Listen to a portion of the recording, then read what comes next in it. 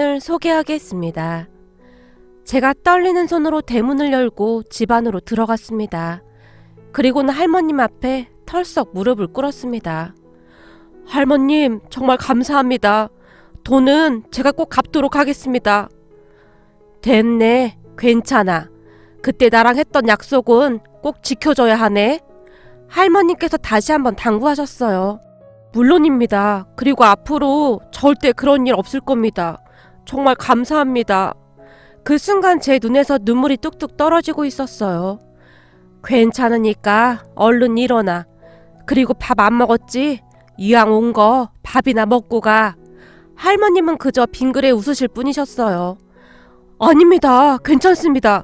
당황한 채 제가 손사래를 쳤어요.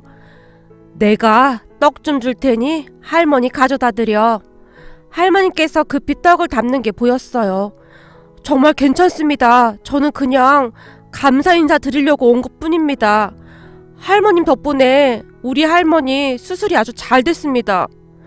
그래? 아주 잘 됐구만. 다행이야. 할머님께서 흐뭇하게 웃으셨어요. 할머님과 저는 정말 특이한 인연으로 만나게 되었습니다. 특이한 인연이라고 말을 하는 것조차 창피하기만 하네요. 할머님과 제 인연은 이렇게 시작이 되었습니다. 저는 할머니 그리고 외할머니와 셋이 살고 있었습니다. 엄마는 제가 태어나자마자 아빠의 술과 도박 때문에 집을 나갔다고 했어요. 그 뒤 엄마를 본 사람도 그리고 엄마의 소식을 들은 사람도 아무도 없다고 했어요. 심지어 외할머니조차도 엄마의 소식을 정말로 모르고 있었거든요. 할머니와 외할머니는 나름 사이가 좋은 편이셨어요. 두 분이 가끔 만나는 사이였기에 서로 이런저런 이야기를 많이 나누시곤 했으니까요. 아니, 엄마라는 것이 자식까지 이리 두고 집을 나가다니 정신 나간 인간이 분명합니다. 외할머니께서 한탄스럽다는 듯이 허공을 보며 중얼거리셨어요. 이게 어디 철우애미만 잘못한 건가요? 허구한 날 술독에 빠져서 미쳐서 돌아다니는데 어떤 사람이 참고 살겠습니까? 저는 철우애미 심정이 100번 1000번 이해가 됩니다.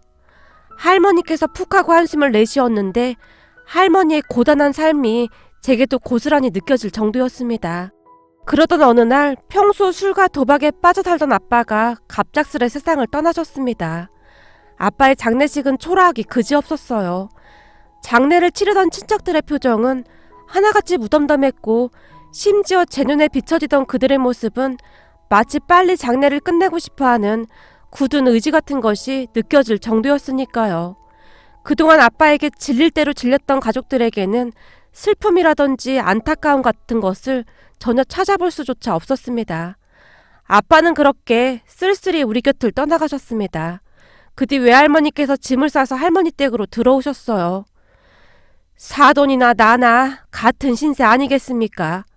어린 손주를 나 몰라라 할 수도 없고 이렇게 된 마당에 우리 둘이 같이 삽시다. 내가 남편 있는 것도 아니고 자식이라고는 딸 하나 있는 거 소식도 모르고 참 팔자가 어쩌면 이런지 모르겠네요. 그럽시다. 아무래도 둘보다는 셋이 낫겠죠. 그것도 나쁘지는 않을 것 같네요. 두 분은 오랜 시간 동안 위아래 동네에 살면서 잘 알던 사이였기에 그렇듯 아무렇지도 않게 살림을 합치게 되었습니다. 할머니에게 다른 자식들이 있긴 했지만 1년에 한 번 얼굴 보기도 힘들었으니까요. 다른 사람들이 볼 때 그런 우리 가족의 모습은 이상할 수밖에 없었어요. 결혼한 자식들이 잘 살면서 양가 부모님을 모시는 것은 칭찬받아 마땅할 일이었으나 집 나간 며느리에 거기다 한술 더 떠서 평생을 술주정뱅이로 살다가 어느 날 갑자기 세상을 떠난 아들을 둔 할머니와 외할머니가 같이 사는 모습은 어찌 보면 괴이하게 보이기까지 했을 테니까요.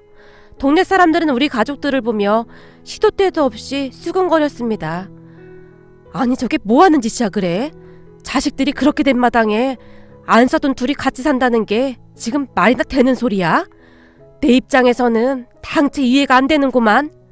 누군가 두 분의 눈치를 보며 수근거리기 시작하면 그러게 말이야. 이 무슨 괴상만측한 일이야? 두 노인네가 아주 복이 없어서 어쩌면 저렇게 복이 없을 수가 있어. 어떻게 된 게 자식들이 엄마를 하나도 안 닮았을까나? 라며 우리가 지나가기라도 하면 혀까지 차며 수근거리기 바빴습니다. 하지만 두 분은 눈 하나 깜빡하지 않았는데요. 아니, 우리 둘이 마음 맞아서 같이 산다는데 당신들이 뭔 상관이야? 하여간 옆에 애들이 할 짓이 없어서 그딴 소리나 짓거리고 자빠졌지. 그렇게 한가하면 가서 일이나 더 해, 이 옆에 애들아. 외할머니께서 마을 사람들을 향해 소리치셨어요. 그런 두 분은 김치 부침개에 막걸리를 마시며 그러한 서름을 달래기도 하셨어요. 적어도 그 순간만큼은 더없이 행복해 보이셨거든요. 철우야, 우리 철우야, 너는 나중에 절대 술은 입에도 대지 말거라. 알겠냐? 취기가 오를 때쯤 할머니께서 저를 붙잡고 몇 번이나 말씀하셨습니다. 우리 가족은 그렇게 나름 잘 살았습니다. 시간이 지남에 따라 동네 사람들도 더 이상 수근거리지 않았는데요. 온갖 흉을 보며 마음껏 즐겼어야 했을 텐데 우리 할머니 두 분 다 별 상관도 하지 않았기에 아마도 점점 흥미를 잃어갔던 게 아니었나 싶습니다. 외할머니 할머니께서는 이런저런 일을 하시면서 돈을 벌어오셨어요. 두 분 다 넉넉한 형편은 아니었기에 항상 쪼들릴 수밖에 없었습니다. 간혹가다 작은아빠와 고모가 돈을 보내오긴 했지만 그런 일은 몇 년에 한 번 있을까 말까 했으니까요. 하지만 두 할머니 덕분에 저는 나름 잘 자랐습니다. 고등학교를 졸업한 뒤에는 배달 일을 시작했고 제가 일을 하면서 두 분도 조금은 편해지셨어요. 그런데 우리 가족에게 또 한 번 위기가 찾아왔습니다. 외할머니께서 많이 아프셨어요. 수술을 해야 하는데 그때 당시 우리에게는 감당할 수 없을 만큼 큰 돈이었어요. 결국 외할머니가 원래 사시던 낡은 집을 내놨지만 그런 낡은 집을 살 만한 사람은 당연히 아무도 없었습니다. 큰일이다. 의사가 빨리 수술을 해야 한다는데 그 큰 돈을 어떻게 구한다니? 할머니 얼굴은 창백하다 못해 새파랗게 질려 있었습니다. 할머니, 혹시 작은아빠랑 고모한테 연락해봤어? 내가 한번 부탁해볼까? 돈 벌어서 갖는다고 하면 되잖아.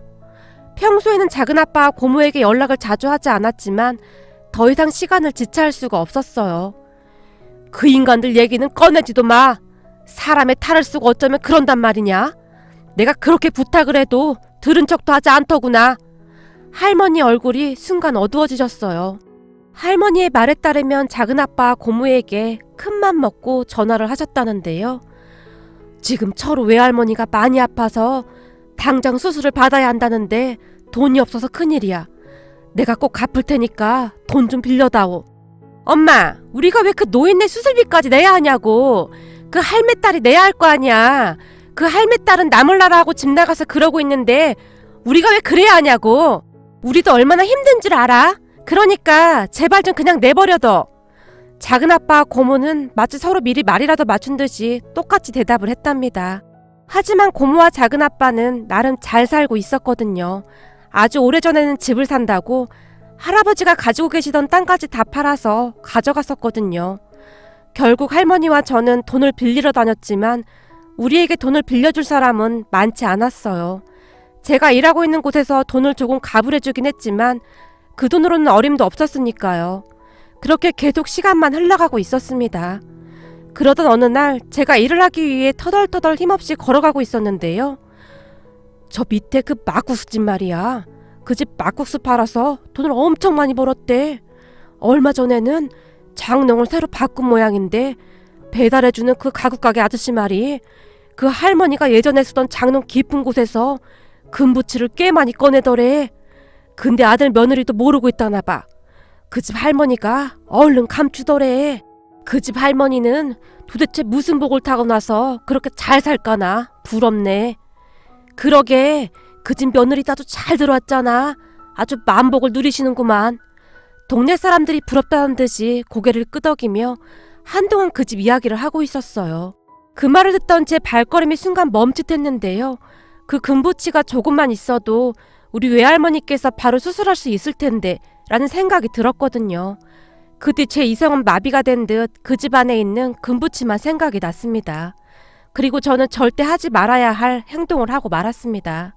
나쁜 마음을 먹고 한동안 숨어서 그 집을 지켜보면서 금부치를 가지고 나올 생각만 하고 있었거든요. 낮에는 할머님 한 분만 집안에 계셨어요. 거기다 할머니께서는 습관적으로 대문을 잘 잠그지도 않았고 안에서 낮잠을 주무시곤 하셨어요. 어머님, 혼자 계실 때는 꼭 문 잠그셔야 한다니까요. 어느 날 열린 대문을 보며 며느리가 걱정스레 할머님을 바라봤어요. 됐다. 여지껏 도둑 한 번 든 적이 없는데 뭘 걱정해. 내가 점심 먹고 맨날 낮잠 자는 게 일인데도 그동안 단 한 번도 그런 적이 없었어. 그러니까 괜찮어. 할머님의 말이 고스란히 들려왔어요. 그 뒤 저는 며칠 동안을 그 부잣집 주변을 서성이며 동태를 살폈습니다. 원래가 잘 사는 집이었기에 할머님께서 주무시고 계신 동안 조금만 가지고 나오면 큰 문제될 것도 없겠다라는 생각을 했거든요. 그러던 어느 날 할머님 혼자 계신 것을 확인하고 주변을 살핀 뒤 몰래 집 안으로 들어갔습니다. 할머님께서는 점심 식사를 하신 뒤 낮잠을 주무시곤 했으니까 잽싸게 가지고 나오면 가능할 것 같았거든요. 그렇게 제가 창문을 넘어 방 안으로 몰래 들어갔습니다. 거실에서는 할머님의 코 고는 소리가 들려왔어요. 평생 동안 그러한 일은 처음이었던지라 제 손과 다리가 덜덜 떨리고 있었어요. 거기다 심장은 어찌나 두근거리던지 숨조차도 제대로 쉬어지지 않을 정도였어요. 그렇게 저는 떨리는 손으로 장롱을 뒤지기 시작했습니다. 장롱 속 가방 안에 지갑이 하나 있었기에 지갑을 열고 급히 돈만 챙겨서 주머니에 넣었습니다. 그리고는 금부치를 찾기 위해 장롱을 조심스레 뒤지고 있었는데요. 그 순간 할머님의 코 고는 소리가 멈춘 듯 하더니 방문이 벌컥하고 열렸습니다. 너무나 긴장을 하고 있었던지라 제가 장롱 서랍장을 열 때마다 소리가 났던 모양이었어요. 아무래도 제가 많이 서툴렀을 테니까요. 열린 방문 앞에서 할머니께서 서 계셨는데 많이 놀란 눈빛이셨어요. 니시오? 할머니께서 조용히 하지만 단호한 목소리로 물었습니다. 그 순간 제 몸이 더욱 심하게 떨리기 시작했어요. 저기 죄송합니다. 정말 죄송합니다. 너무나 놀란 나머지 제가 할머님을 밀치고는 쏜살같이 문 밖으로 뛰쳐나갔습니다. 그리고는 뒤도 돌아보지 않고 주렐랑을 쳤어요. 다행히 마스크로 얼굴을 가리고 있었기에 절대로 제 얼굴을 알아볼 수 없었을 것이라고 마음속으로 몇 번이나 스스로를 위로했는지 모르겠습니다. 그 뒤 저는 며칠 동안을 알아 누워야만 했습니다. 죄 짓고는 못 산다고 했던가요?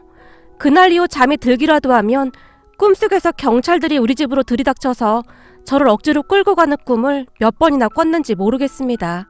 매일같이 심한 가위에 눌려서 소리를 지르다 잠에서 깨곤 했으니까요. 하지만 그 뒤 한동안 너무나도 조용하기만 했습니다.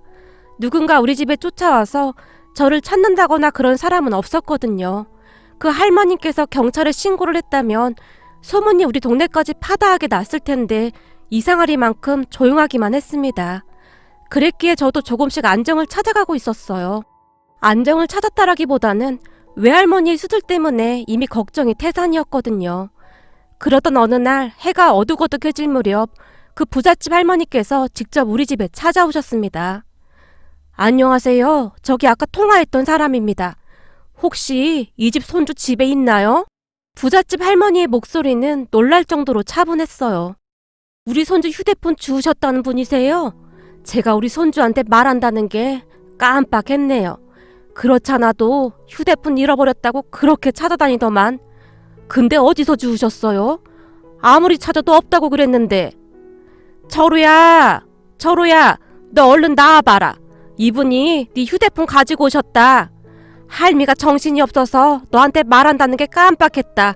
얼른 나와봐. 할머니께서 저를 부르셨는데 아무것도 모르시는 할머니의 목소리에서 반가움마저 느껴졌습니다. 하지만 저는 감히 밖으로 나갈 용기조차 내지 못한 채 방 안에서 벌벌 떨고 있었는데요. 휴대폰이 어디 갔나 한참을 찾았었는데 세상에나 그날 그 집에다 떨어뜨리고 온 모양이었어요. 그렇게 방 안에서 부잣집 할머니의 목소리를 듣고 저는 그대로 얼어붙어 버렸습니다. 철우야, 너 당장 나오지 않고 뭐해? 할머니께서 방문을 열어젖히셨어요. 그 순간 그 부잣집 할머님과 눈이 딱 하고 마주쳤는데 제 눈에서 눈물이 뚝뚝 떨어지고 말았습니다. 철우야, 너 왜 그래? 여기 이분이 네 휴대폰 주우셨단다. 얼른 나와서 고맙습니다 하고 받아. 눈물만 흘리던 제 모습에 할머니께서 많이 당황하신 듯 저를 빤히 바라보셨어요. 이름이 철우구나.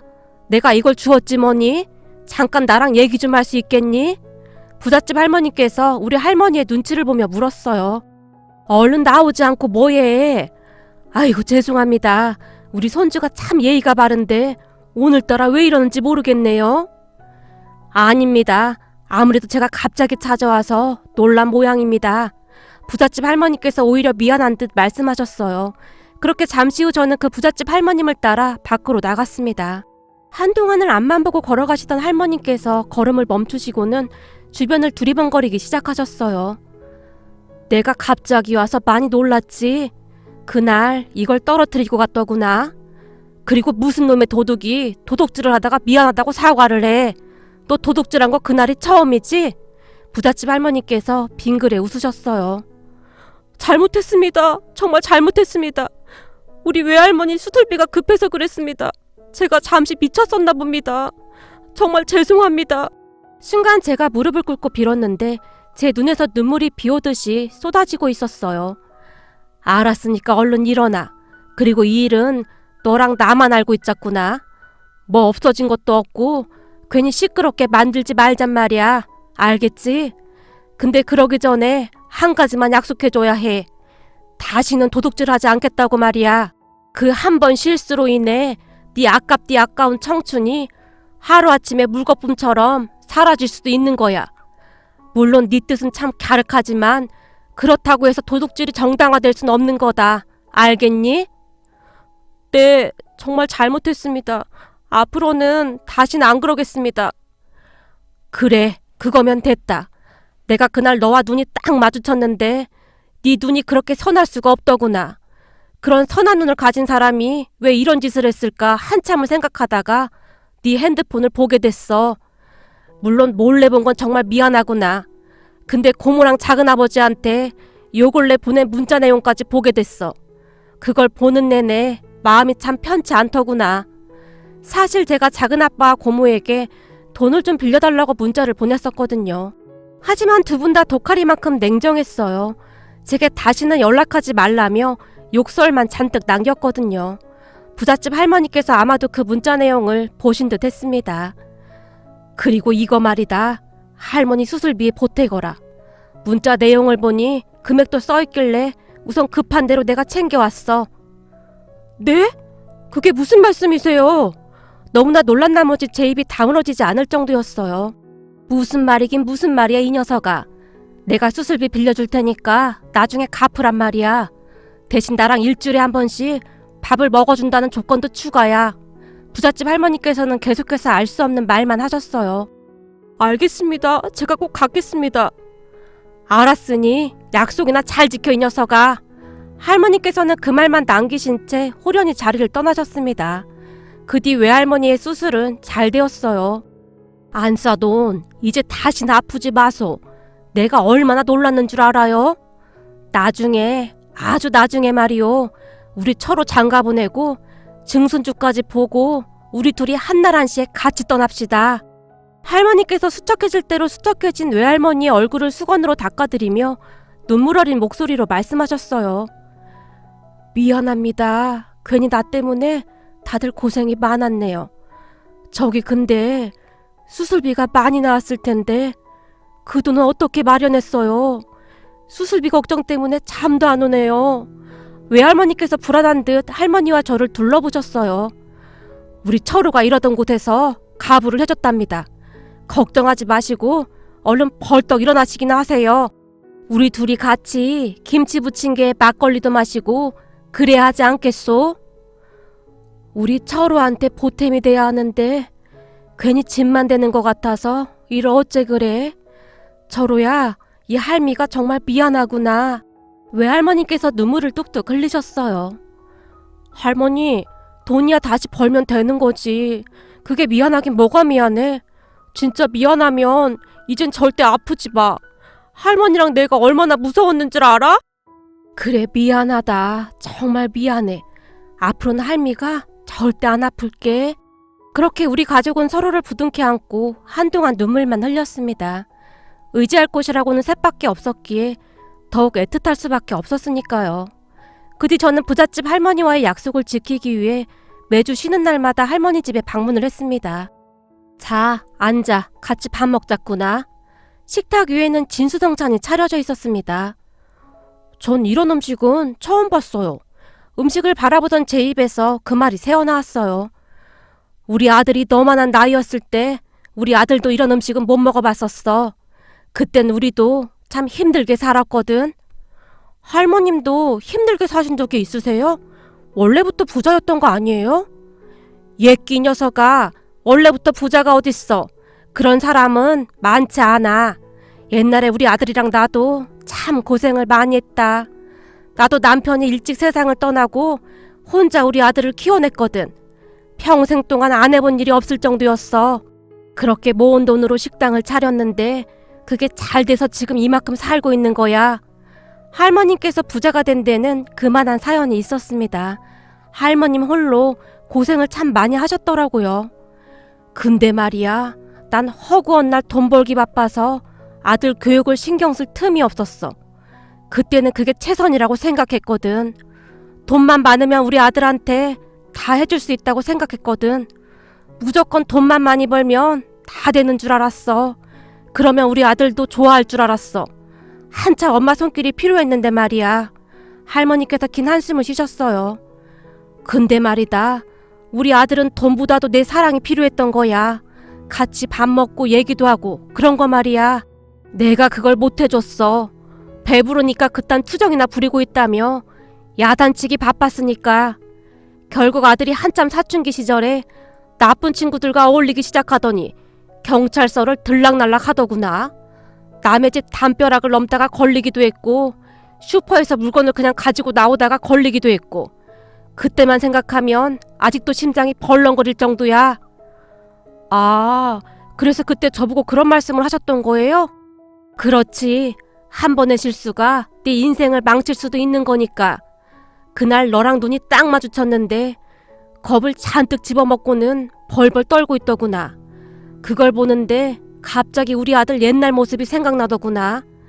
우리 아들이 그러고 다녀서 내가 허구한 날 경찰서를 들락날락 했거든. 어느 날은 한 슈퍼 주인이 우리 아들한테 너 같은 인간들은 나중에 감옥이나 들락날락하고 사회에 폐만 끼치는 인간이 되는 거야. 인간 같지도 않은 것들. 이라는 말을 하더구나. 그 말을 듣는데 어찌나 우라가 치밀어 오르던지. 그래서 그때부터 아들과 함께 식당을 했다. 물론 그 뒤에도 한동안 계속 엇나가긴 했지만 장사를 하다 내가 한번 쓰러진 적이 있었거든. 그때 놀랐던지 정신을 조금 차리더구나. 그러던 어느 날은 우리 식당에 곱상하게 생긴 여종업원이 들어왔는데 참 참했어. 그 종업원과 좋아서 난리를 치더니 그 뒤부터는 정신 차리고 살더구나. 물론 장사가 아주 잘 되기도 했으니 장사에 재미도 붙였었고 그게 지금 우리 며느리야.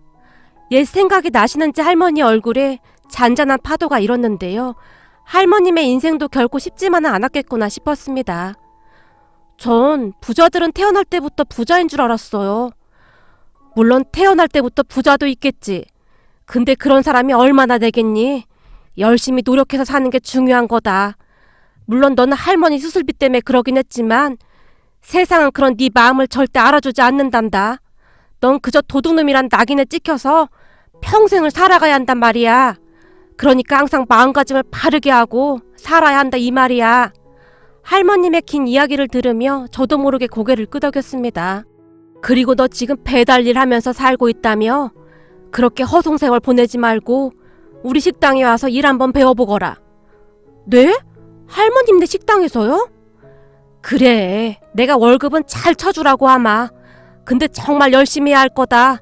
음식 만드는 것도 직접 다 배우고. 할머님께서는 제 대답도 듣지 않고는 바로 아드님에게 전화를 했어요. 다음 주부터 제가 일을 하러 갈 거니까 잘 가르쳐라 뭐 그런 내용들이었어요. 우리 가게가 꽤 잘 되고 있는 건 잘 알고 있겠지? 가서 잘 배워둬. 지금 돈 싸들고 와서 우리 가게 양념장 비법 알려달라고 하는 사람들도 많아. 네가 잘하는 거 봐서 나중에 때가 되면 양념장 비법도 전수해 줄 테니까. 그때 당시 저는 그저 어리둥절한 채 어쩔 줄을 몰라 하고 있었는데요. 할머님께서는 그런 저는 상관도 하지 않은 채 이것저것 지시를 하실 뿐이었어요. 결국 저는 얼떨결에 그 식당에 취직을 하게 되었습니다. 배달 일을 할 때보다 월급도 훨씬 많이 받았어요. 그 바람에 할머니와 외할머니의 생활도 많이 나아지셨고요. 세상에나 월급을 이리 많이 주시고 고마워서 어쩌니 그래. 두 분께서 눈물까지 그렁그렁 하신 채 울먹이셨어요. 그렇게 저는 그 식당에서 꽤 오랜 시간 일을 했습니다. 물론 힘들지 않았다고 하면 거짓말이겠죠. 하지만 정말 열심히 일을 하면서 돈도 차곡차곡 모았습니다. 그러던 어느 날 부잣집 할머니께서 아들내외와 저를 함께 불렀습니다. 철우야, 너도 이제는 여기서 일한 지 한참 됐지? 그동안 돈은 많이 모았니? 라며 저를 바라보셨어요. 그래도 꽤 많이 모았습니다. 이게 다 할머님 덕분입니다. 제가 쑥스러운 듯이 머리를 긁적였어요. 일도 아주 열심히 잘한다며? 우리 아들 며느리가 입이 닳도록 칭찬하더구나. 어머님, 말도 마세요. 철우 없으면 가게가 안 돌아갈 지경이에요. 어찌나 부지런한지 꼭두 새벽부터 나와서 청소까지 다 해놓고 뭐든 그렇게 열심히 할 수가 없어요. 할머님의 며느리가 제 칭찬을 했어요. 사실 할머님께 받은 사랑이 너무나 컸기에 저는 더욱 열심히 할 수밖에 없었습니다. 조금이라도 문제가 되면 할머님께 누가 될까 걱정이 되었거든요. 그래서 말이다. 이제 우리 식당도 분점인가 그거 한번 내볼까 한다. 이 정도면 그래도 될 것 같아서 말이야. 첫 분점이라 상당히 중요하니까 그 1호 분점을 철호한테 시켜볼 생각이야. 철호, 너는 돈 모은 걸로 가게짜리 하나 알아봐. 혹시 돈 부족하면 내가 빌려줄 테니 그 분점 성공시켜서 갚도록 해. 네? 분점이요? 제가 아직은 그런 실력이 안 돼서요. 물론 식당에서 오랫동안 일을 하긴 했지만 직접 운영을 해보겠다는 생각은 꿈에도 해본 적이 없었으니까요. 못할 게 뭐가 있어. 지금처럼만 열심히 하면 되는 거지. 네가 지금 잘 몰라서 그런 말 하나 본데 지금 우리 어머님 막국수 양념장 비법 알려달라고 하는 사람들이 한둘이 아니야. 한마디로 너 지금 대박 난 거야. 근데 철호 가고 나면 우리 가게는 어쩌냐? 할머님의 며느리가 빙그레 웃었어요. 할머님의 아들내에도 참 좋은 분들이셨어요. 제가 외할머니와 할머니 두 분을 모시고 사는 것을 보며 항상 기특해 하셨거든요. 그렇게 저는 부잣집 할머님의 도움을 받아 분점을 냈습니다. 물론 가게 위치가 본점하고 많이 떨어져 있었는데 나름 몫이 굉장히 좋은 그런 가게였어요. 거기다 부족한 돈은 할머니께서 보태주셨기에 큰 무리 없이 장사를 시작했습니다. 처음 운영해보는 가게라 시행착오도 많았지만 그럴 때마다 할머니께서 많은 조언을 해주셨기에 잘 버텨낼 수 있었습니다. 그렇게 저는 현재 우리 할머니 두 분과 걱정 없이 잘 살고 있습니다. 가게를 오픈하면서 할머님께 빌린 돈도 다 갚았고요. 거기다 몇 년 전에는 부잣집 할머님께서 서로 외로운 사람들끼리 잘 살아봐. 둘 다 너무 아까워서 내가 중매 서는 거니까 라며 중매도 해주셔서 지금의 아내를 만나 잘 살고 있습니다. 아내한테는 가족이 따로 없었어요. 그래서 우리 할머니 두 분께 의지하며 그렇게 잘 지낼 수가 없답니다. 그런데 그동안 우리에게 그토록 매몰차게 했던 작은아빠와 고모가 정말 오랜만에 찾아왔어요. 니들이 웬일이냐? 하도 오랜만에 봐서 그런지 밖에서 보면 못 알아보겠구나. 엄마, 뭘 또 그렇게까지 말하고 그래. 우리도 먹고 살기 바빠서 못 왔던 것 뿐이잖아. 고모가 할머니의 팔에 매달리며 아양을 떨어댔어요. 하지만 할머니가 그런 고모의 팔을 신경질적으로 뿌리쳐버렸습니다. 그러니까 먹고 살기 힘든데 오늘은 왜 찾아온 거냐고. 할머니께서 정색까지 한 채 물었어요. 근데 저 사람은 아직도 여기 있는 거야? 아니 딸이 집까지 나간 마당에 왜 엄마한테 빌부터 사는 거야? 아, 우리 철호가 돈 좀 잘 버는 것 같으니까 딱 달라붙어서 살고 있는 거구나. 사람이 염치가 있어야지. 자기 딸이 그러고 집을 나갔는데 나 같으면 얼굴 들고 못 다닐 텐데. 우리가 들어보니 요즘 철호가 무슨 식당을 하는데 돈을 그렇게나 잘 번다며? 철호가 하는 식당 맛있다고 소문이 자자해. 그러니까 더 빌붙었구만. 고모가 한심하다는 듯이 외할머니를 바라보며 미간을 잔뜩 찌푸렸어요. 그리고 고모의 말을 듣던 외할머니께서 조용히 방으로 들어가셨어요. 그 모습을 보며 부하가 침을 때려치민 할머니께서 뭐야? 네가 뭔데 그딴 소리를 해? 니들이 그딴 소리 할 자격이 있기나 해? 니들이 나몰라라 하고 있는 동안 안사돈이 철호랑 나를 얼마나 챙겼는 줄 알긴 하고 하는 소리야? 둘 다 꼴도 보기 싫으니까 다시는 찾아올 생각도 하지 마. 엄마, 우리도 힘들어서 그랬다니까? 그러니까 니들 힘드니까 앞으로 절대 찾아오지 말라고. 할머니께서 삿대질까지 하며 고모와 작은아빠를 노려봤어요. 엄마, 자식이라고는 우리밖에 없는데 꼭 이렇게까지 해야 해? 다른 집 엄마들은 자식들이 무슨 짓을 해도 다 이해해주던데 엄마는 참 모질다. 그래, 나 원래 모진 사람이니까 둘 다 그만 가봐. 그리고 다시는 찾아오지도 말고. 할머니께서 귀찮다는 듯이 등을 돌리셨어요. 그 순간 고모가 앞에 서 있던 제 손을 덥석 잡았는데요. 철호야, 니네 식당 막국수 맛있다고 소문이 자자하던데 나도 분점 하나만 내게 해줘라. 딱히 어려울 것도 없잖아. 고모는 정말 뻔뻔했고 양심이라고는 눈꼽만치도 없는 그런 사람이었어요. 제가 왜 고모를 도와드려야 하죠? 더군다나 분점은 제가 하는 게 아니고 본점에서 하는 거라 저한테는 아무런 권한이 없습니다. 제가 딱 잘라 거절했어요.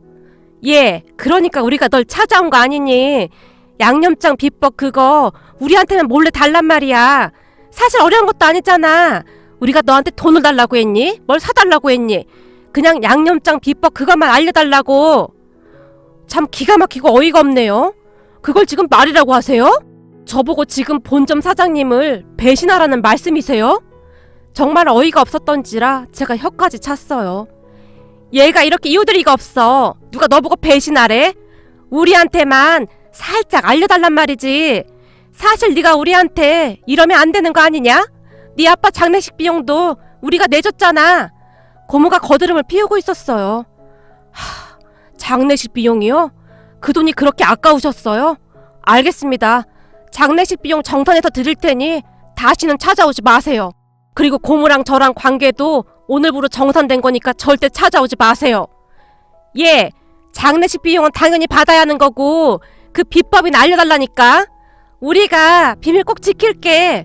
안 그럼 우리 여기서 꼼짝도 안 할 거야. 고모는 마치 제게 빚을 받으러 온 사람 마냥 그렇게 당당할 수가 없었어요. 그런데 그 모습을 가만히 지켜만 보시던 할머니께서 소금을 한 사발 가지고 오시더니 예끼 악기는 물러가라. 허이 허이. 순식간에 고모와 작은아빠에게 마구마구 뿌려대기 시작하셨어요. 엄마, 뭐 하는 거야? 하지 말라고. 아, 진짜 짜증나. 엄마가 우리한테 해준 게 뭐가 있다고 이래. 엄마 뱃속으로 나왔으면 끝까지 책임을 져야 할 거 아니야. 고모가 요리조리 피해 다니며 할머니께 큰 소리쳤어요. 어느 집 개가 와서 짖는 거냐? 뭔 놈은 개가 이렇게 덩치가 크다냐? 할머니께서 다시 소금을 한 주먹 움켜쥐시더니 또 한 번 고모의 얼굴에 마구마구 뿌려댔어요. 이놈의 집구석 내가 다시는 오나 봐라. 그 바람에 고모와 작은아빠가 주랭랑을 쳤는데요. 우리 집은 사람만 올 수 있는 집이다. 악귀들은 올 곳이 아니란 말이다. 할머니께서 목청껏 소리치셨어요. 그때 저는 고모가 말하던 장례식 비용을 보내주고 아예 인연을 끊었습니다. 그렇게 우리 가족은 서로를 아끼며 잘 살고 있습니다. 할머니와 외할머니께서 건강하셔서 정말 다행입니다. 그 어렵던 시절 도와주신 모든 분들에게 다시 한번 감사 인사 드리고 싶습니다.